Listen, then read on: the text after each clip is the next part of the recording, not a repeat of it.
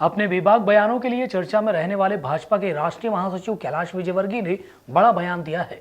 इंदौर में मीडिया के सवालों के जवाब देते हुए विजयवर्गीय ने पंजाब में कृषि बिल पर अकाली दल व एनडीए के गठबंधन टूटने, मध्य प्रदेश में कांग्रेस के हालात, बंगाल में ममता बनर्जी की हार तय व हाथरस गैंगरेप पर योगीराज पर भरोसा जताने के साथ कांग्रेस छोड़ बीजेपी में आए नेताओं की स्थिति पर बयान दिए। आप भी सुनिए क्या है कैलाश विजयवर्गीय के बयान।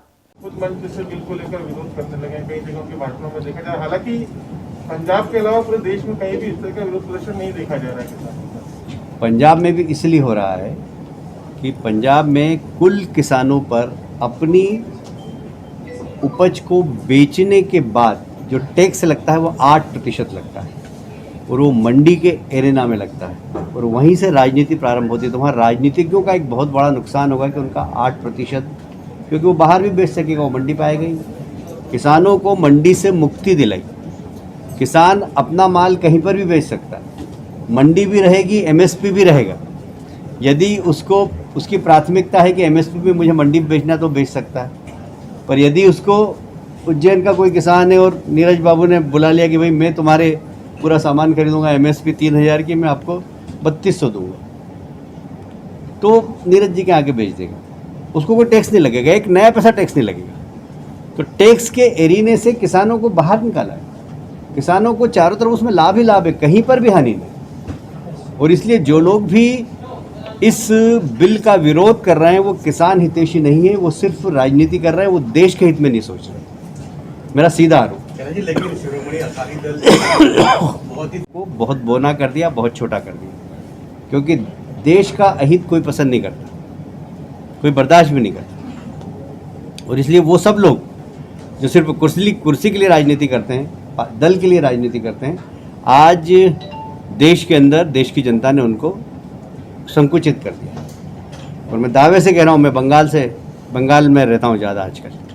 बंगाल में ममता जी की 100 सीट भी नहीं आएगी, आप नोट कर लीजिए। इसीलिए कि वो दल की चिंता करती है, कुर्सी की चिंता करती है, देश की चिंता नहीं। और देश की जनता इसको कोई बर्दाश्त नहीं करेगी कि देश का नुकसान।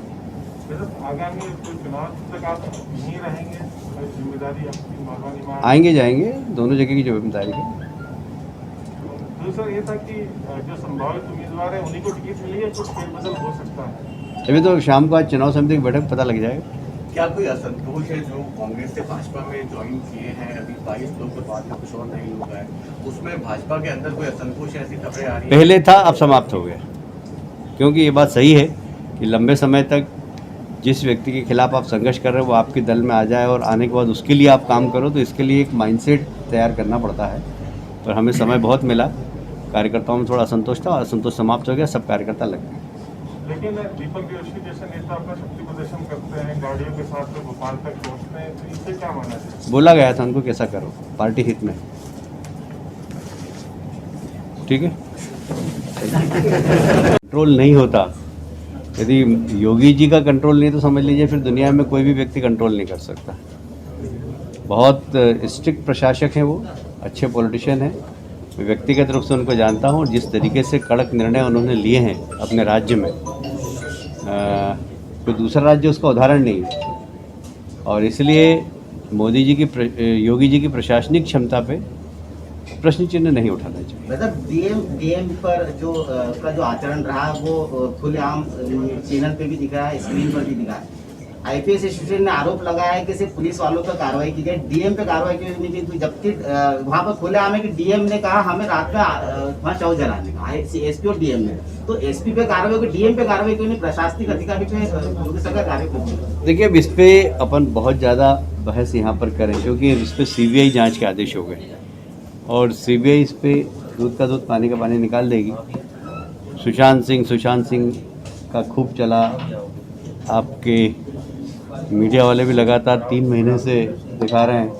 आजकल तो मैंने पिछले 4 दिन से इतना पक गया देख कि मैंने टीवी देखना ही बंद कर दिया, क्योंकि खुलते ही बिल्कुल वही दिखता है, बॉम्बे और बॉलीवुड। और तो पर अब उसमें आ गया कि भाई आत्महत्या हुई, सीबीआई ने। बीजेपी अधिकृत घोषणा कब तक कर रही है उम्मीदवारों की? है जी, बीजेपी अधिकृत घोषणा कब तक कर रही है? वो अपने राज्य के अंदर अपराधियों को कभी भी संरक्षण नहीं दे सकते। और हमने उनके पिछले कार्यकालों में देखा है कि उन्होंने जब भी कोई अपराध हुआ है तो कड़ी से कड़ी कार्रवाई की और इसलिए इसको राजनीतिक मुद्दा नहीं बनाना चाहिए। यदि कोई घटना हो जाती है तो उसमें सरकार की भूमिका क्या है, इस पे जरूर ध्यान देना चाहिए। शासन और प्रशासन दो हिस्से होते हैं सरकार के अंदर। शासन की मंशा बहुत साफ है कि अपराधियों को नहीं छोड़ा जाए, और प्रशासन से अगर गलती हो जाती है तो उसको भी दंडित किया जाता है, जिस प्रकार कुछ पुलिस अधिकारियों के खिलाफ कार्रवाई हुई है। तो सरकार की नीयत बहुत साफ है और इसलिए इस पर राजनीति नहीं करते हुए यदि कहीं पर कुछ ऐसा लगता है कि शासन की गलती है तो राजनीति करें, पर सिर्फ शासन को बदनाम करने के लिए, सरकार को बदनाम करने के लिए आप कुछ भी करें, मैं समझता हूँ ये नहीं होना चाहिए। प्रशासन के ऊपर से शासन